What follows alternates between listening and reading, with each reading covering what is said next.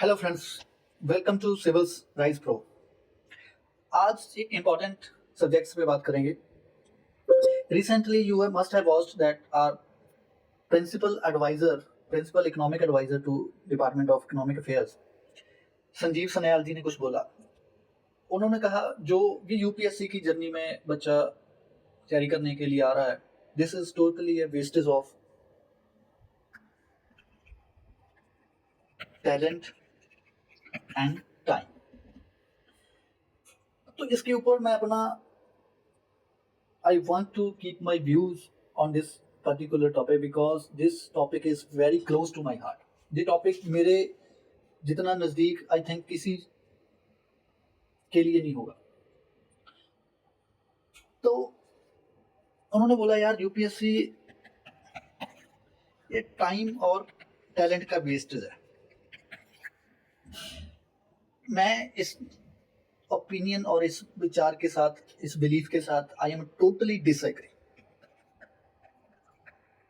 मैं अपने रीजन बताना चाहता हूँ क्यों मैं इसके ऊपर डिसएग्री करता हूँ। यार सबसे पहले ना हम संजीव सन्याल सर की बैकग्राउंड एजुकेशन के बारे में बात करते हैं। मैं रीजन भी बताऊंगा मैं क्यों बैकग्राउंड के बारे में बात करना चाहता हूँ। वो उनकी जो स्कूल एजुकेशन है वो थी सेंट जेवियर स्कूल में, ठीक है। फिर वो चले गए Shri Ram college of commerce, ठीक है। फिर वो चले गए सेंट जॉन कॉलेज जो कि ऑक्सफोर्ड यूनिवर्सिटी का कॉलेज है। मैं क्या प्रूव करना चाहता हूँ इस पॉइंट से, यार he is ready material to go anywhere to have decent standard of living, to decent earning, ठीक है। उनके पास एक स्ट्रॉन्ग बैकग्राउंड था, बेस था, जिसके ऊपर वो आगे जाके कुछ भी कर सकते हैं। लेकिन जो यूपीएससी में आ रहा है ना बच्चा, आपको पता ही है, ज्यादा इंजीनियर बैकग्राउंड से आ रहा है, रूरल बैकग्राउंड से आ रहा है, ठीक है।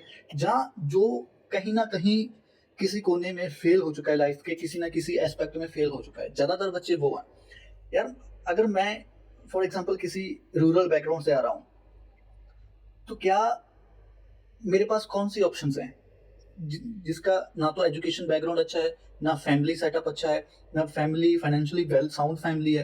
तो मेरे पास what are the options where I can go to have decent earn, not for just earning livelihood की बात नहीं है यार। अगर मैं किसी सर्विस में जाके कुछ पॉजिटिव कंट्रीब्यूट करना चाहता हूँ तो कौन सी मेरे पास ऑप्शंस है। सबसे पहले पॉलिटिक्स है, फिर उसके बाद बिजनेस है, सोशल एक्टिविज्म है, ठीक है, और कोई भी आप कह सकते हो टीचर है। तो पॉलिटिक्स की सबसे पहले बात करते हैं। पॉलिटिक्स में आप मुझे कोई भी एक, ज्यादातर जितनी भी पार्टीज हैं मुझे ये बता दो, उनमें 90% जो पॉलिटिशियन हैं वो या तो उनके पेरेंट्स पॉलिटिक्स में थे, उनके दादा परदादा पॉलिटिक्स में थे, जहाँ उनका यानी कि कोई ना कोई पॉलिटिकल बैकग्राउंड रहा है।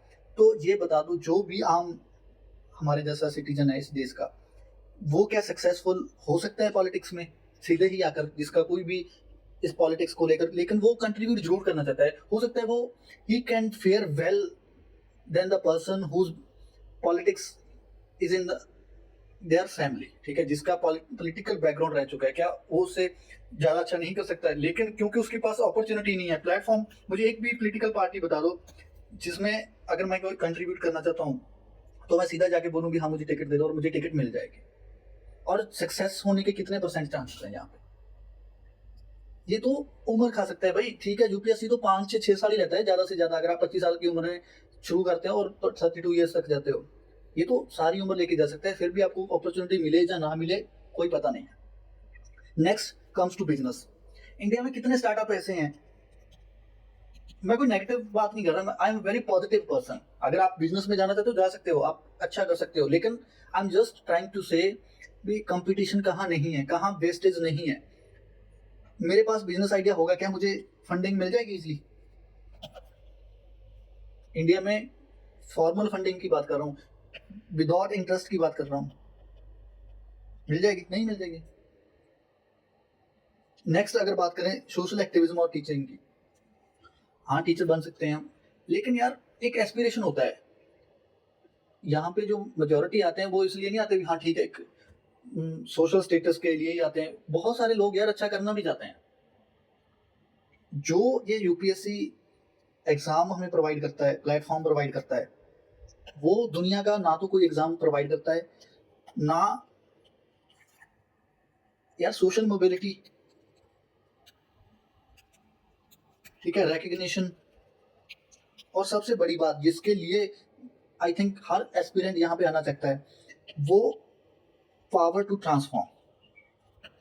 मान लो यार आप अपनी फैमिली के साथ जा रहे हो, ठीक है, और आपको कोई जो होते हैं ना गूंज होते हैं, मान लो किसी गुंडे ने आपको घेर लिया, आप अपनी फैमिली के साथ, सिस्टर वाइफ के साथ जा रहे हो, अगर उन्होंने कोई मिसचीफ कर दी, क्या आपके पास, अगर आप शरीफ हो, ठीक है, आपके पास कोई हथियार नहीं है, आपके पास कुछ भी नहीं है, क्या आप उनसे लड़ सकते हो? नहीं लड़ सकते।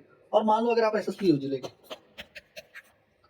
तो आपकी फैमिली सिक्योर है या नहीं है?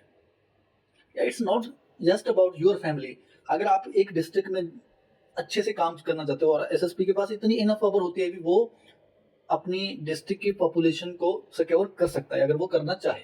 हमारे पास कितनी एग्जांपल्स हैं यार, कितनी आईएएस ऑफिसर्स की एग्जांपल्स हैं जो करप्ट नहीं है।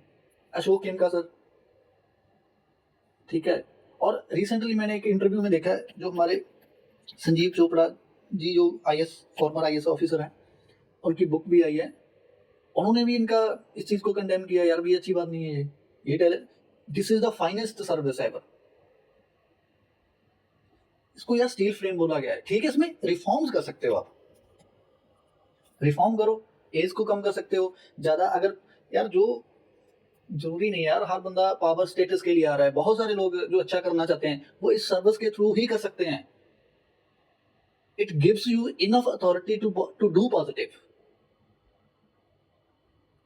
ठीक है। और कंपटीशन तो सभी जगह पे है यार, कंपटीशन तो वही, जैसे चार्ल्स डार्विन ने बोला है ना, ओनली फिटेस्ट विल सर्वाइव, ठीक है। यहाँ पे तो कंपटीशन तो चलता रहेगा, हाँ हेल्थी कंपटीशन है। ज्यादातर यूपीएससी एस्पिरेंट जो फेल भी हो जाते हैं वो कुछ ना कुछ तो कर ही लेते हैं लाइफ में। बस इतना है, थोड़ा सा आपको, अगर आपको लगता है कि एक दो अटेम्प्ट में नहीं हुआ, तो साथ में कोई अच्छा सा कोई जो आपको आपके मतलब जो आप करना चाहते हो इसके बाद, अब मान लो अगर ये नहीं होता तो वो इनिशिएटिव आप साथ साथ में ले सकते हो। लेकिन इसका मतलब ये नहीं है भी आप टोटली 2 अटेम्प्ट तो यार बिल्कुल देने चाहिए minimum, without doing anything, if your family permits, if your financial background is sound enough। अगर फाइनेंशियल बैकग्राउंड थोड़ा सा वीक है तो उसको साथ साथ में कोई और काम कर सकते हो, थोड़े टाइम के लिए भी अपना खर्चा तो एटलीस्ट तोड़ सको, ठीक है। तो मेरा ये ओपिनियन था इसके ऊपर, ठीक है। और जो ये पॉलिटिक्स की मैं थोड़ी सी और बात करना चाहता हूँ, आपने देखा होगा कि कितने ही पॉलिटिशियंस हैं जहाँ तो वो अपनी फैमिली, मान लो बेटा या बेटी,